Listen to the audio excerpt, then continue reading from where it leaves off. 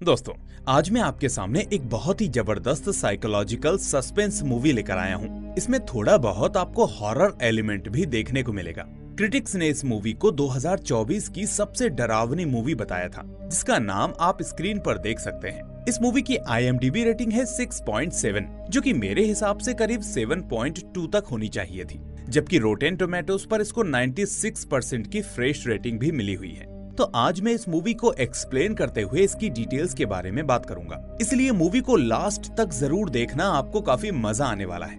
लेकिन उससे पहले हमारी इस वीडियो को लाइक और चैनल को सब्सक्राइब करना मत भूलना। तो चलिए दोस्तों, अब शुरू करते हैं आज की ये एक्सप्लेनेशन। तो मूवी की शुरुआत में हम डैनी नाम की एक लेडी को देखते हैं, जो अपने नए घर को रिनोवेट करने में लगी हुई थी। हम देख पाते हैं कि उसका ये घर कंट्री साइड में था और काफी बड़ा और अच्छी जगह पर था। डैनी के हस्बैंड का नाम था डॉक्टर टेड टिमिस, जो कि एक मेंटल हॉस्पिटल में एक साइकियाट्रिस्ट का काम करते थे। अब टेड और डैनी के एक फोन कॉल से हम समझ पाते हैं कि टेड नाइट शिफ्ट में काम कर रहा है और इसी वजह से डैनी रात को इस नए घर में अकेली रहती है। हालांकि टेड का कहना था कि वो जल्दी ही अपनी ड्यूटी दिन में शिफ्ट करवा लेगा, जिसके बाद ये दिक्कत नहीं होगी। लेकिन फिर भी सिक्योरिटी के लिए डैनी ने घर के अंदर एक कैमरा इस तरह से सेटअप करके रखा था कि ये कैमरा मेन एंट्रेंस के पास की फोटोज हर कुछ सेकंड्स पर लेता रहता था, ताकि किसी के आने जाने का पता चलता रहे। इसी बीच हम दूसरी तरफ टेड के मेंटल हॉस्पिटल को भी देख पाते हैं, जहाँ कुछ डरावने पेशेंट्स थे। जैसे एक आदमी तो कैनिबल था, वहीं कुछ पेशेंट्स बहुत अजीब थे जो काफी एग्रेसिव थे। लेकिन इसी बीच हम एक ऐसे मरीज को भी देख पाते हैं जो काफी शांत किस्म का होता है और हमेशा कुछ न कुछ ड्रॉ करता रहता है।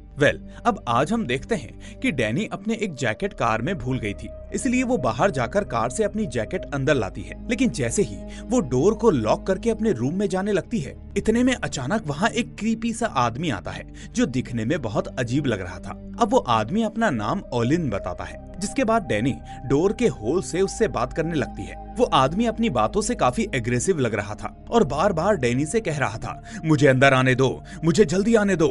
इस बीच हम ये भी नोटिस कर पाते हैं कि ओलिन की एक आंख नकली थी, जिसकी वजह से उसने एक व्हाइट ग्लास आई लगा रखी थी। अब ओलिन का यहाँ पर कहना था कि जब डैनी अपनी कार के पास थी तो वो अपने घर का डोर खुला छोड़ाई थी और इसी बीच कोई अनजान आदमी उसके घर में घुस गया था, जिसे ओलिन ने देख लिया था। अब ओलिन के हिसाब से वो बस डैनी की मदद करना चाहता था, ताकि डैनी के घर के अंदर वाला इंसान उसे चोट न पहुंचाए, और इसलिए वो घर के अंदर आने के लिए बार बार बोल रहा था, ताकि डैनी को उस शख्स से बचा सके। लेकिन ओलिन की बातें सुनकर डैनी फौरन समझ जाती है कि ओलिन टेड के हॉस्पिटल का एक पेशेंट था, जो कि आज ही वहाँ से रिहा हुआ था। वो ऐसा इसीलिए याद कर पाती है क्योंकि हाल ही में ओलिन को लेकर टेड ने डैनी को बताया था। खैर, अब डैनी ओलिन से कहती है कि घर में कोई नहीं है और वो अपना ख्याल खुद रख सकती है, इसलिए वो वहाँ से जा सकता है। लेकिन जब ओलिन जिद करने लगता है तो डैनी अब उसको धमकाती है कि अगर वो वहाँ से नहीं गया तो वो पुलिस को बुला लेगी। पर इस पर भी ओलिन कहता है कि फौरन पुलिस को बुलाओ, क्योंकि तुम्हारे घर के अंदर कोई तो है और पुलिस आएगी तो शायद तुम बच पाओगी।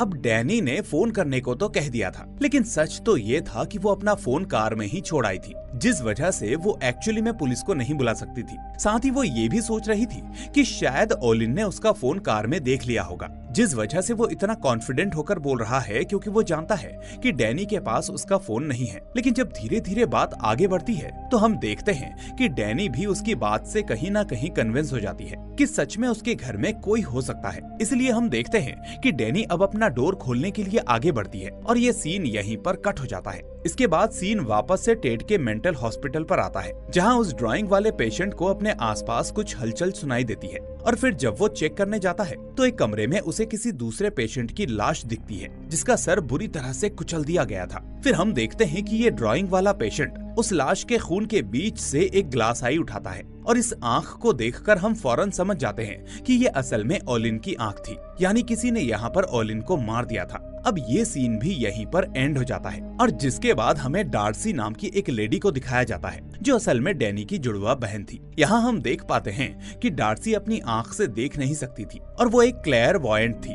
क्लेयरवॉयंट का मतलब ऐसे लोग जिनके पास कुछ पावर्स होती हैं और वो उन पावर्स की मदद से किसी की इंफॉर्मेशन निकाल सकते हैं। और इस केस में डार्सी की पावर कुछ ऐसे ही काम करती थी कि वो किसी भी इंसान के पर्सनल आइटम्स को छूकर उस इंसान के बारे में काफी कुछ पता कर सकती थी, जैसे उसके पास्ट में क्या हुआ था, वो इंसान कैसा है और उसकी सोच कैसी है। और एक खास बात ये भी कि अगर वो चीज बहुत पुरानी हुई या उस पर्सन के स्किन कांटेक्ट में लंबे समय तक रह रही हो, जैसे रिंग, नेकलेस वगैरह, तो ऐसे में डार्सी को इन्फॉर्मेशन निकालने में और भी आसानी होती है। हम देखते हैं कि डार्सी अपने प्रोफेशन के हिसाब से एक ऑडिटी शॉप चलाती थी, यानी ऐसी दुकान जहां विचित्र आइटम्स मिलते हैं जिन पर श्राप वगैरह होते हैं, जैसे कोई गुड़िया, कोई छल्ला, कोई कपड़े, लॉकेट वगैरह। अब कहानी आगे बढ़ती है और हम देखते हैं कि टेड आज डार्सी से मिलने आया है और यहाँ हम समझ पाते हैं कि पहले सीन के कंपैरिजन में अब कहानी तकरीबन 1 साल आगे आ चुकी है। और इतना ही नहीं, पहले सीन में हमें बताया नहीं गया था कि डैनी के साथ आखिर उस रात हुआ क्या था, लेकिन आज यहाँ पर हम समझ पाते हैं कि डैनी असल में उस रात मारी गई थी। अब यहाँ हमें टेड के आने का रीजन भी पता चलता है, क्योंकि उसकी बातों से हमें अंदाजा लगता है कि डैनी की बहन डार्सी ने टेड से ओलिन की कुछ पर्सनल चीजें मंगाई थी, ताकि डार्सी उन पर्सनल आइटम्स को छूकर ये पता लगा सके कि आखिर ओलिन ने उसकी बहन डैनी को क्यों मारा था, और अगर मार भी दिया तो क्या ओलिन को उस बात का कोई रिग्रेट है भी या नहीं। इस तरह अब हम देखते हैं कि ओलिन के मरने के बाद सिर्फ उसकी वही ग्लास आई बची थी, इसलिए टेड उसी को लेकर डार्सी के पास आया था। अब भले ही टेड यहाँ पर वो आंख लेकर आया था, लेकिन उसे जादू टोने जैसी चीजों पर भरोसा नहीं था। वो बस ऐसा इसीलिए कर रहा था क्योंकि डार्सी डैनी की बहन थी और वो अपनी बहन के बारे में पता करना चाहती थी। इसी बीच डार्सी टेड को अपनी शॉप में रखे कुछ कर्स्ड ऑब्जेक्ट की कहानी भी बताती है, जो कि एक रिंगिंग बेल थी, वही बेल जो अक्सर डॉक्टर्स अपने असिस्टेंट को बुलाने के लिए यूज करते हैं और जो होटल और बड़े ऑफिसेस में यूज होती है। अब डार्सी बताती है कि उसकी कहानी ये थी कि एक आदमी ने अपनी पूरी जिंदगी एक होटल में बेल बॉय की तरह काम किया था और एक बार उसके होटल में एक ड्रंक गेस्ट आया था जिसने उस बेल बॉय को सीढ़ियों पर गोली मारकर उसकी गर्दन तोड़ दी थी। और फिर उस बेल बॉय के मरने के बाद उस होटल में दूसरा लड़का उसकी जगह पर हायर कर लिया जाता है। लेकिन अजीब बात ये थी कि उस दिन के बाद जब भी किसी ने उस बेल को बजाया था, तब मरे हुए बेल बॉय की स्पिरिट आकर उस आदमी को मार देती थी। इस तरह अब वो कर्स्ड बेल डार्सी की शॉप में थी और उसकी तरफ इशारा करके वो टेड को बता रही थी कि अगर इस शापित बेल को बजाया गया तो वो बेल बॉय आ जाएगा और उस इंसान को मार देगा जिसने बेल को बजाया। अब ऑफ कोर्स टेड इस बात पर यकीन नहीं करता क्योंकि वो साइंस का बंदा है, लेकिन फिर हम देखते हैं कि वो जाते जाते डार्सी को कैजुअली अपने घर के लिए इनवाइट करता है और उससे कहता है कि कई दिनों से तुम घर पर नहीं आई हो, जब वक्त मिले तो उधर से होते हुए निकल जाना, मुझे अच्छा लगेगा। और वैसे भी डैनी को मरे हुए अगले हफ्ते पूरा 1 साल हो जाएगा, इसलिए तुम आओगी तो उसे भी खुशी होगी। अब यहाँ डार्सी को और हम व्यूअर्स को एक अजीब बात पता चलती है कि डैनी के मरने के बाद टेड मूव ऑन कर चुका था और अब वो अकेला नहीं था, बल्कि उसके साथ उसकी गर्लफ्रेंड भी उसके घर में रहती थी और उसका नाम था याना। अब याना की बात करें तो वो एक फार्मास्यूटिकल रिप्रेजेंटेटिव थी जो कि टेड के हॉस्पिटल के लिंक में ही काम करती थी। अब हम देखते हैं कि टेड के जाने के बाद डार्सी ओलिन वाली उसी आई को टच करती है और ऐसा करते ही एक झटके में उसे डैनी की मौत के बारे में सब कुछ पता चल जाता है। लेकिन वो सब हमें अभी नहीं दिखाया जाता और कहानी को आगे बढ़ा दिया जाता है, जहां डार्सी को हम एक वुडन बॉक्स के पास जाता हुआ देखते हैं, जिसे देखकर ऐसा लग रहा था कि इस बॉक्स के अंदर कुछ भयानक कर्स्ड ऑब्जेक्ट होगा। खैर, अब यहाँ से सीन याना पर आता है, जो कि उसी आउटस्कर्ट वाले घर में रह रही है जिसे डैनी रिनोवेट कर रही थी। लेकिन टेड अब भी नाइट शिफ्ट में काम कर रहा था और याना का कहना था कि उसे रात में इस घर में रहने से डर लगता है। हम ये भी देखते हैं कि याना के पास डैनी वाला कैमरा था जिसमें डैनी और टेड की काफी फोटोज और वीडियोस मौजूद थी। लेकिन तभी याना की नजर एक फोटो पर पड़ती है जो उसने 2 दिन पहले ऐसे ही ले ली थी। पर डरावनी बात ये थी कि उस फोटो में उसे डैनी भी दिख रही थी। लेकिन ऐसा कैसे हो सकता था, क्योंकि डैनी को मरे हुए तो 1 साल हो चुका था। अब वो यही बात टेड से शेयर करती है, लेकिन हम देखते हैं कि टेड इस बात को पूरी तरह इग्नोर कर देता है और अपने काम पर जाने के लिए तैयार होने लगता है। तभी इस पॉइंट पर याना उससे कहती है कि आज उनके घर पर एक पार्सल आया है। हम देखते हैं कि उस पार्सल में वही लकड़ी का क्रीपी बॉक्स था जो हमने पिछले सीन में डार्सी की शॉप में देखा था, यानी ये पार्सल डार्सी ने ही भिजवाया था। पर तभी अचानक हम देखते हैं कि डार्सी भी आज टेड के घर के बाहर पहुंच गई थी, जिसे देखकर टेड और याना बिल्कुल भी खुश नहीं थे, क्योंकि टेड ने उसको बस ऐसे ही इनवाइट किया था। वो असल में नहीं चाहता था कि डार्सी उनके घर आए। इसलिए एकदम से टेड पूछता है, अरे डार्सी, तुम यहाँ कैसे? तो डार्सी कहती है, तुमने ही तो मुझे पिछले हफ्ते इनवाइट किया था कि 1 हफ्ते में डैनी को गए हुए पूरा 1 साल हो जाएगा, तो तुम घर विजिट कर लेना, तो इसलिए मैं यहाँ पर आ गई। ये सुनकर अब टेड और याना बहुत वियर्ड फील करते हैं, क्योंकि उन्हें लग रहा था कि याना के बारे में पता चलने के बाद डार्सी वहाँ पर नहीं आएगी। खैर, अब ये दोनों इनडायरेक्टली डार्सी को कई हिंट्स देते हैं कि वो यहाँ से चली जाए, क्योंकि टेड नाइट शिफ्ट के लिए निकल रहा है और यहाँ याना भी रात को इस घर में नहीं रहेगी क्योंकि वो टाउन में जाएगी। लेकिन डार्सी कहती है कि कोई बात नहीं, मैं अकेले रह लूंगी। अब इतनी दूर आई हूँ तो वापस लौटना भी तुम लोगों को अच्छा नहीं लगेगा। फिर जब टेड को एहसास होता है कि डार्सी नहीं मान रही तो आखिर में वो कहता है कि ठीक है डार्सी, तुम यहाँ रह लो, लेकिन याद रखना तुम यहाँ पर बिल्कुल अकेली रहोगी। तो डार्सी कहती है कि कोई बात नहीं, मैं हैंडल कर लूंगी। खैर, अब टेड यहाँ डार्सी द्वारा भिजवाया गया वो वुडन बॉक्स भी ओपन करता है, जिसके अंदर एक अजीब सी बड़ी बदसूरत मैनीक्वीन थी और इस मैनीक्वीन को देखकर ऐसा लग रहा था मानो ये डरावनी सी मम्मी हो। अब उसे देखकर टेड काफी घबरा जाता है और पूछता है कि आखिर ये क्या चीज है और इसको तुमने यहाँ क्यों पार्सल करवाया। तो डार्सी उसे बताती है कि ये टेड के लिए एक गिफ्ट है और ये डॉल असल में उसकी मॉम की थी जो उन्हें एक विच ने दी थी। और यहाँ हमें पता चलता है कि अभी डार्सी जो ऑडिटरी शॉप चलाती है वो पहले उसकी मॉम की ही थी और उनके मरने के बाद से ही डार्सी उस शॉप को चला रही थी। खैर, अब हम देखते हैं कि टेड ऑफिस के लिए निकल जाता है और याना डार्सी के साथ घर में रह जाती है। फिर याना भी तुरंत तैयार होकर वहाँ से निकलने की सोचती है क्योंकि अंधेरा होने लगा था। लेकिन फिर हमें पता चलता है कि एकदम से याना की कार की चाबी कहीं गुम हो गई थी और काफी कोशिश करने के बाद भी कहीं दिख नहीं रही थी। और इसी बीच जब थोड़ी देर में याना वापस डार्सी के पास आती है तो वो देखती है कि वो मैनीक्वीन अब डाइनिंग टेबल की चेयर पर बैठा हुआ था। ये देखकर अब याना थोड़ा डर जाती है और डार्सी से पूछती है कि आखिर ये यहाँ पर कैसे आया। तो डार्सी कहती है मुझे नहीं पता क्योंकि मैंने इसे यहाँ पर नहीं रखा। खैर, अब कार की चाबी न मिलने की वजह से याना भी एक तरह से घर पर ही रह जाती है, जिसके बाद वो डार्सी को खाना लाकर देती है और फिर दोनों में कुछ चीजों को लेकर बातें होने लगती हैं। अब इसी बातचीत के दौरान डार्सी याना को रिवील करती है कि उसकी बहन डैनी को ओलिन ने नहीं मारा था। वो बताती है कि डैनी इतनी बेवकूफ नहीं थी कि वो ओलिन के कहने पर अपने घर का दरवाजा खोल देती। यानी वाकई डैनी के घर के अंदर उस रात कोई दूसरा इंसान भी था जिसने डैनी को मारा होगा। और तभी हमें एक फ्लैशबैक का सीन दिखाया जाता है जहां हम देखते हैं कि डैनी ने सच में उस दिन अपने घर का दरवाजा नहीं खोला था, बल्कि वो अपने घर में लगे कैमरे को चेक करने के लिए आगे बढ़ी थी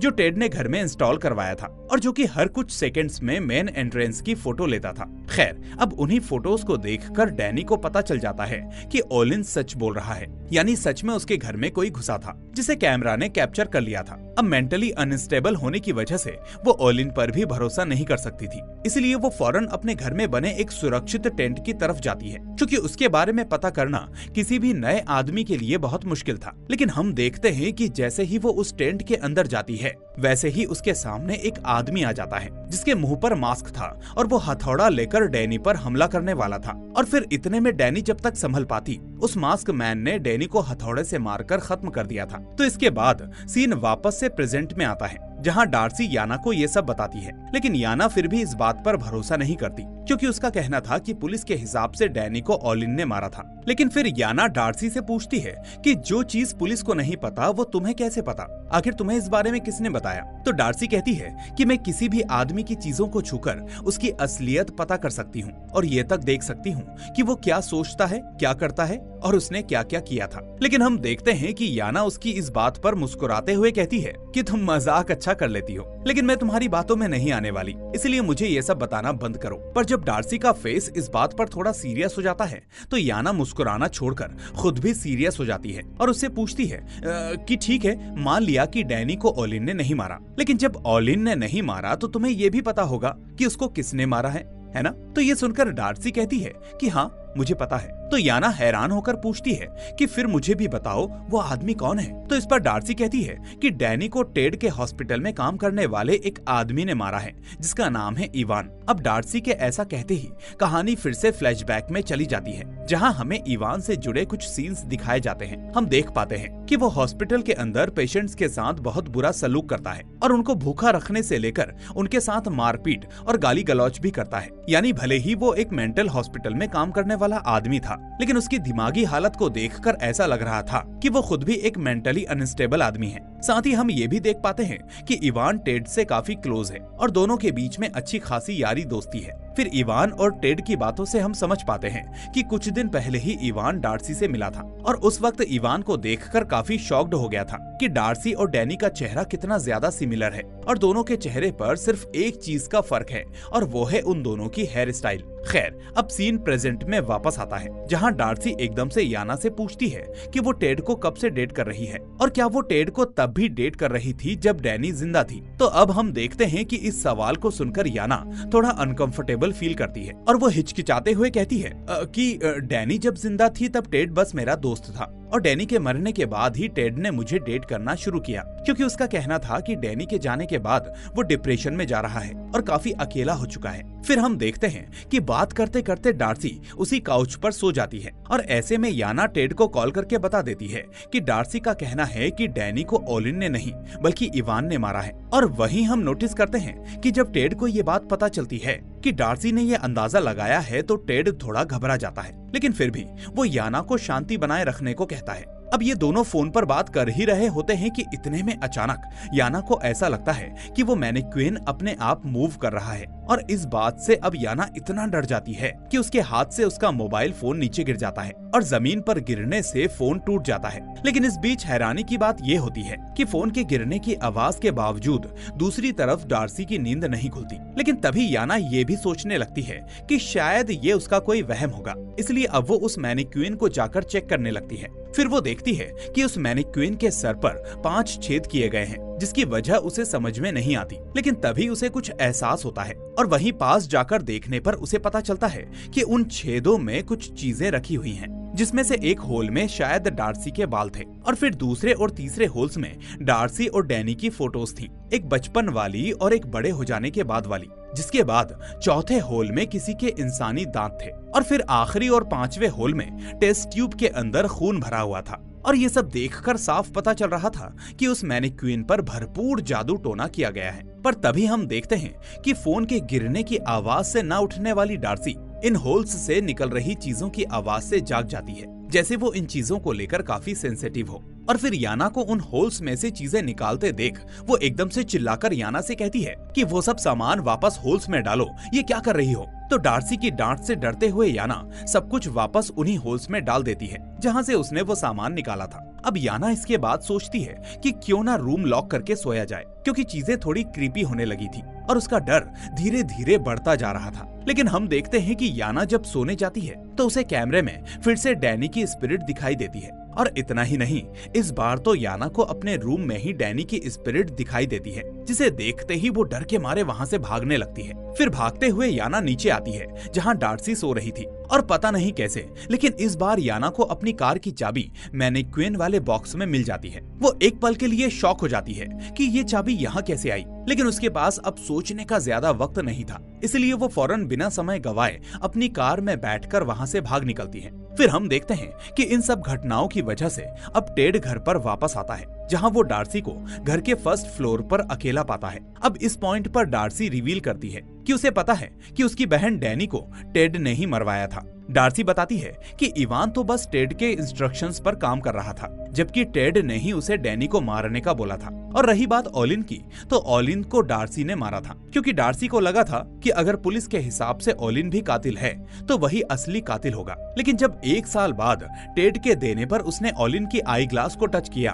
तो उसे सच्चाई का पता चल गया कि ओलिन ने डैनी को नहीं मारा था। पर तब तक देर हो चुकी थी, क्योंकि डार्सी पहले ही ओलिन को खत्म कर चुकी थी, वो भी अपना जादू टोना करके। अब ओलिन के बारे में यही बताते हुए वो टेड से कहती है कि मैंने ओलिन को मार दिया जबकि वो बेगुनाह था, इसलिए अब मुझे इसकी सजा भुगतनी होगी। और उसके ऐसा कहते ही सीन वापस से फ्लैशबैक में जाता है, जहां हम टेड और इवान को आपस में बात करते हुए देखते हैं। यहाँ टेड इवान से कह रहा होता है कि उसे उसकी बीवी डैनी को मारना है, क्योंकि टेड अब याना से प्यार करने लगा है, जिस वजह से उसे अब डैनी को छोड़ना होगा। लेकिन वो इस बारे में डैनी से फेस टू फेस बात नहीं करना चाहता, क्योंकि टेड के हिसाब से डैनी उसे बहुत प्यार करती है और वो उसे छोड़ नहीं पाएगी और एकदम से हार्ट ब्रोकन हो जाएगी। अब ये सुनकर इवान उससे कहता है कि एक काम करो, इस बात के लिए डैनी को मारने की क्या जरूरत है, उससे सिर्फ डिवोर्स ले लो। तो इस पर टेड कहता है कि उसने अपना सारा पैसा इस नए घर में डाल दिया है, इसलिए अगर डिवोर्स हुआ तो उसका ये घर पूरा नहीं हो पाएगा, इसलिए डैनी को मारना जरूरी है। पर तभी हम देखते हैं कि इस बीच टेड और इवान की बातों को ओलिन ने सुन लिया था,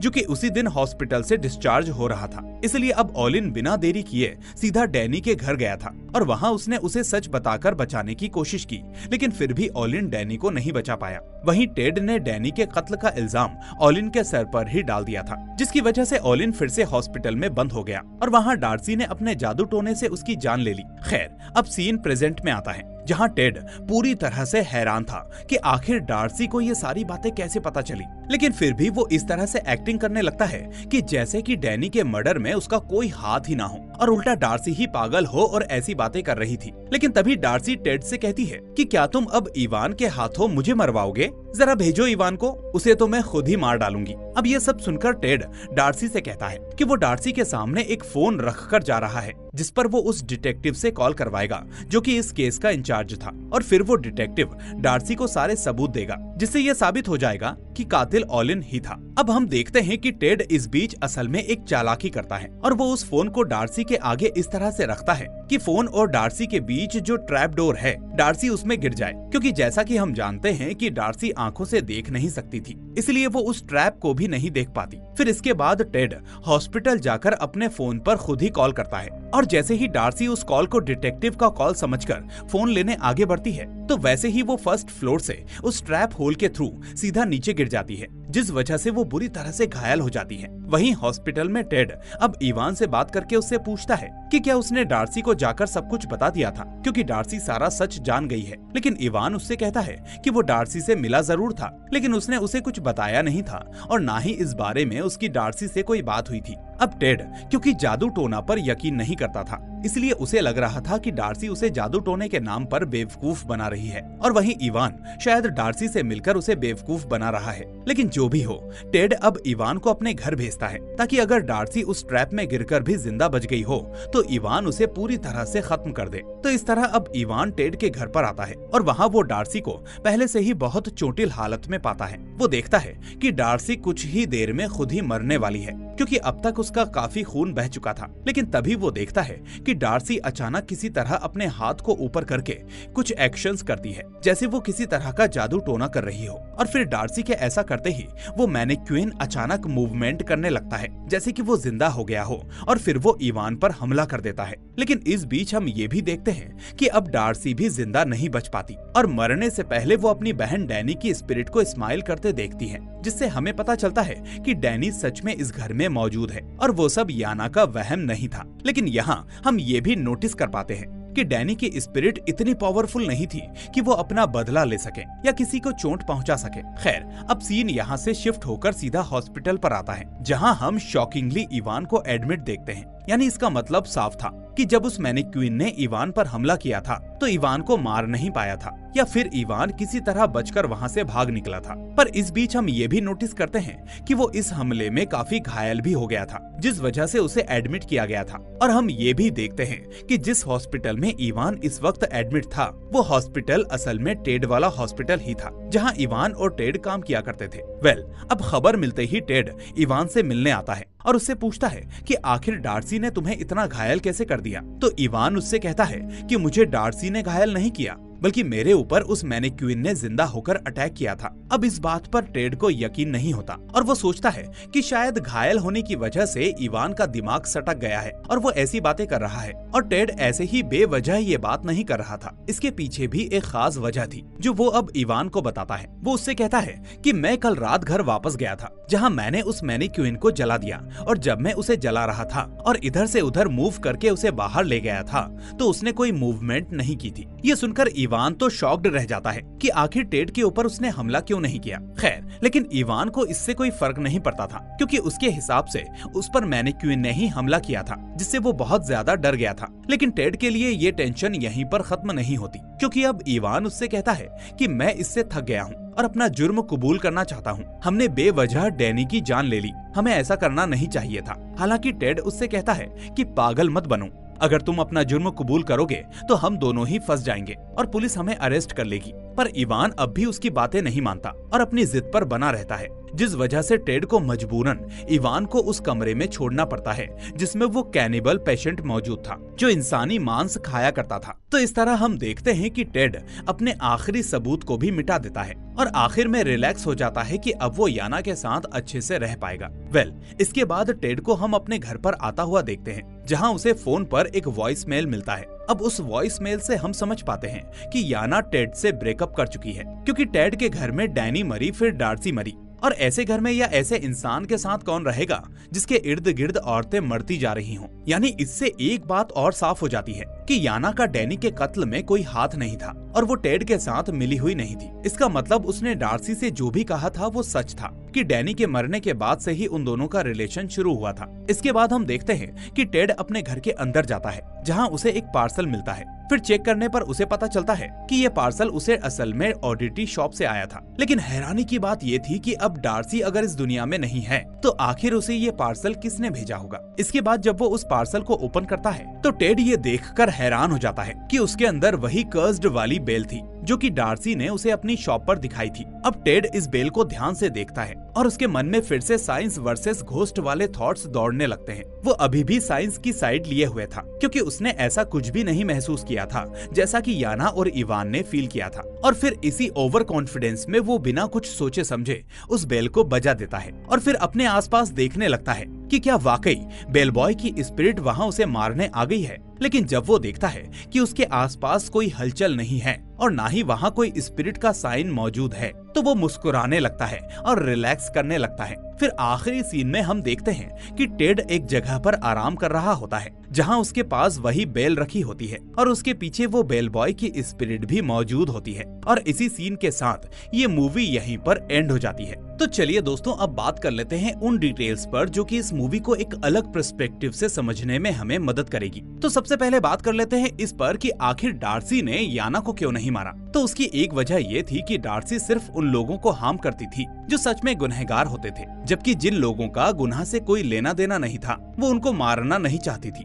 क्योंकि इसी चीज को लेकर उसने ओलिन के बारे में भी बोला था कि वो बेवजह मारा गया जबकि वो बेगुनाह था। फिर यहाँ से वजह साफ हो जाती है कि आखिर उसने याना को क्यों नहीं मारा था, क्योंकि वो बेगुनाह थी। फिर आते हैं अगले पॉइंट पर कि आखिर डार्सी इतनी आसानी से कैसे मर सकती थी, यानी वो उस ट्रैप में कैसे फंस गई जबकि उसके सेंसेस काफी तेज थे। और उसकी वजह मुझे ये लगती है कि जब उसने बेगुनाह ओलिन को मारा था तो उसने कहा था कि उसकी सजा उसे भुगतनी होगी, तो शायद वो उस ट्रैप में इसीलिए फंस गई क्योंकि उस वक्त उसकी पावर्स और इंस्टिंक्ट्स काम नहीं कर पा रहे थे, या फिर उस पर्टिकुलर मोमेंट पर काम करना बंद कर चुके थे ताकि वो भी उसी पेन से गुजर सके जिस पेन से ओलिन गुजरा था, क्योंकि ओलिन के भी सर से खून बह रहा था और बाद में चोट लगने पर डार्सी के अंदर से भी खून बहकर उसकी मौत हुई थी। फिर हम आते हैं इस पॉइंट पर कि आखिर वो पुतला टेड के सामने मूवमेंट क्यों नहीं कर पाया था जबकि टेड ने उसे जला दिया था। तो इसकी वजह ये थी कि वो पुतला सिर्फ तब तक काम कर रहा होगा जब तक डार्सी इस दुनिया में मौजूद थी, और फिर जैसे ही डार्सी मर गई होगी वैसे ही उस पुतले ने भी काम करना बंद कर दिया होगा।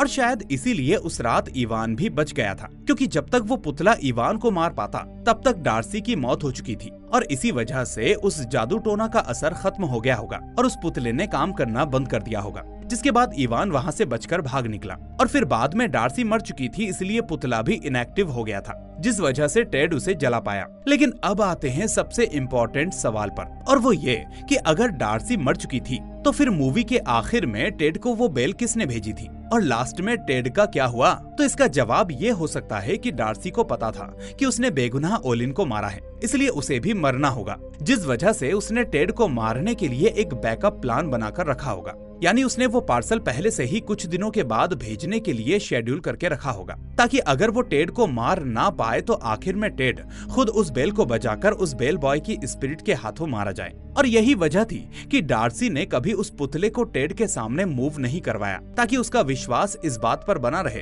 कि डार्सी जो भी जादू टोने की बात करती है वो फिजूल है। और आखिर में यही होता है, क्योंकि पूरी मूवी में टेड ने कभी कोई ऐसी चीज नहीं देखी थी जो सुपर नेचुरल हो, जैसे ना तो उस घर में उसे डैनी की आत्मा दिखी थी और ना ही उसने पुतले को चलते हुए देखा था, जिस वजह से उसने आखिर में बिना कोई शक के उस बेल को बजा दिया। और फिर जैसे कि हमने देखा कि वो स्पिरिट आखिर में उसके पीछे आ चुकी थी, तो इसका मतलब था कि टेड अब मर गया था। और दोस्तों, मेरे हिसाब से मैंने अपनी सारी थ्योरीज आपके सामने एक्सप्लेन कर दी हैं, लेकिन फिर भी आपको इसमें कोई और डिटेल्स नजर आती हैं तो आप मुझसे कमेंट में शेयर कर सकते हैं। लेकिन फिलहाल इस मूवी को लाइक करके अपने दोस्तों के साथ इसे शेयर कर दीजिए। साथ ही अगर आप नए हैं तो चैनल को सब्सक्राइब करके नोटिफिकेशन बेल को भी दबा दीजिए ताकि कोई भी मूवी आपसे मिस ना हो। अब मैं मिलूंगा आपसे अगली ऐसी ही शानदार मूवी के साथ। Till then take care and thanks for watching.